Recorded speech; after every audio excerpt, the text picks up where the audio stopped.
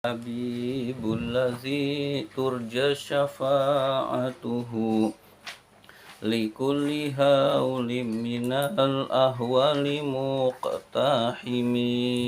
Ya Rabbi Mustafa balik maqasidana waghfir lana ma ya wasi'al karami.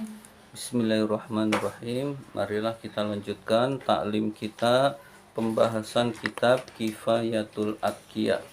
Sekarang halaman 39. Halaman 39.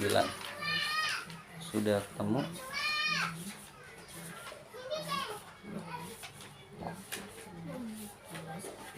Satu, dua, tiga, empat, lima, enam, tujuh, 8, 9, 10, 11. Baris ke-11. Baris ke-11 dari bawah. Iya. Baris ke-11 dari bawah pas nazom. Iya.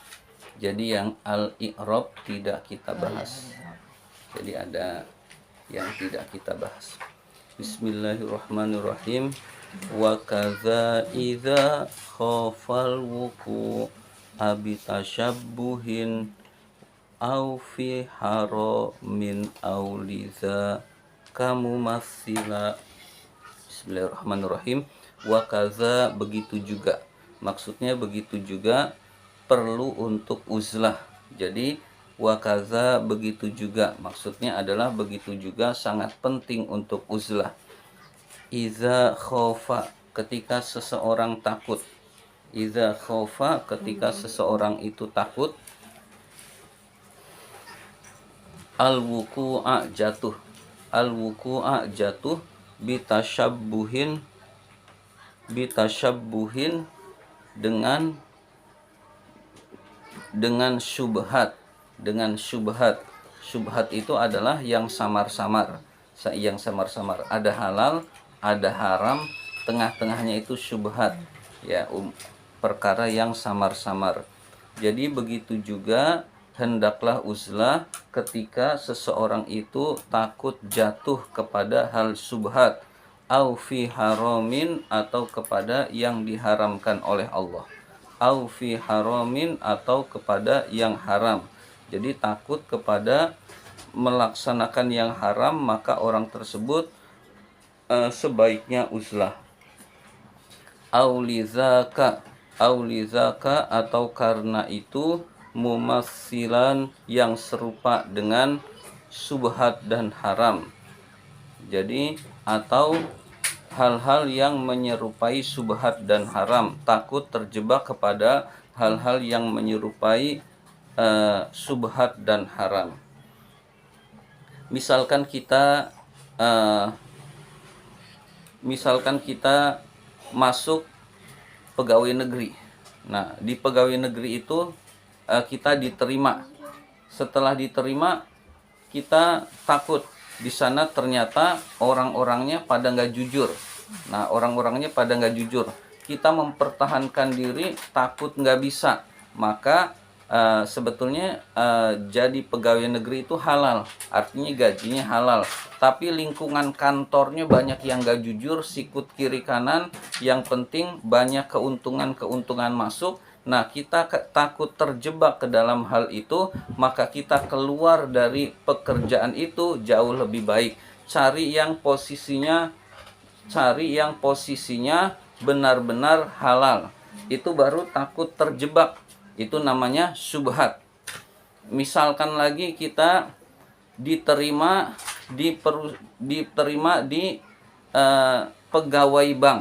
Nah, pegawai bank itu bunga bank itu riba. Bunga bank itu riba, berarti bank itu rumahnya riba.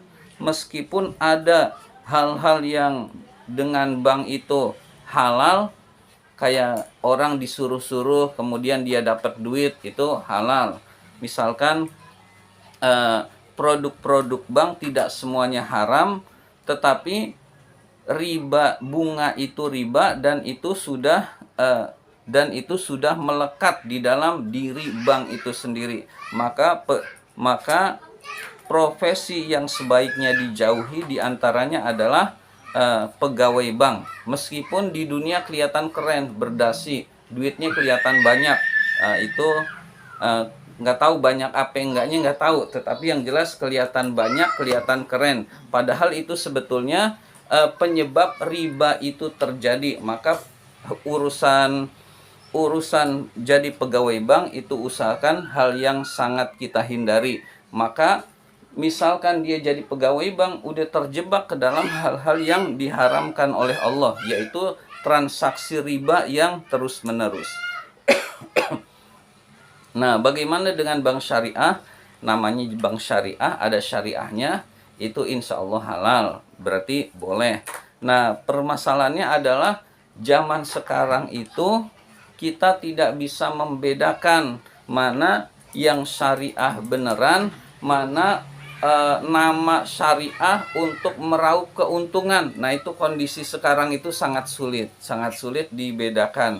Jadi ada orang yang ini nih syariah nih, padahal ternyata bukan. Nama syariahnya biar keuntungan berlipat ganda, orang pada masuk. Nah, itu sering terjadi juga. Jadi ada perumahan KPR biasa, ada perumahan syariah. Orang biasanya cenderung ke syariah. Lalu ternyata penipuan itu bisa terjadi. Ada ini syariah, ternyata prakteknya sama dengan yang tidak syariah, dan itu sering terjadi. Maka kita usahakan jadi pegawai bank hindari.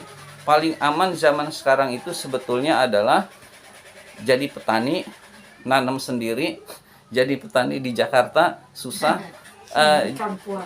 berjualan, udah jualan. Jadi berjualan berapapun keuntungannya itu halal. Misalkan kita punya produk, modalnya ternyata kecil, dijual untungnya 50%, kemudian 100%, itu halal. Tapi kalau produk yang memang sudah standar dijual besar ya nggak laku itu. Tapi misal produk yang bisa dijual dengan berlipat ganda itu produk yang langka, yang ciptaan sendiri, itu biasanya bisa besar. Jadi yang aman itu biasanya untuk menghindari yang haram adalah jadi pedagang tapi hindari dengan praktek riba. Jadi jangan ngurangin timbangan, yang jujur, maka insya Allah hidupnya berkah. Jadi kalau kita takut terjebak kepada yang haram, kepada yang subhat, maka kita uzlah, berpindah, itu adalah hal yang sangat bagus. Misalkan kita jadi tukang ojek. Ini gambarannya aja. Tukang ojek itu sebetulnya halal. Kita nganter orang, kemudian kita dapat duit, itu halal, secara umum halal. Tapi kalau kita misalkan kita nganter orang, kemudian kita mangkalnya malam-malam, dan orang lelaki sering ke tempat prostitusi, dan kita tahu yang kita antar tuh mau ke tempat prostitusi, dan kita tahu, maka mangkal di situ jadi haram. Nah, karena 90% akan ke situ, dan uang, berarti kita mendukung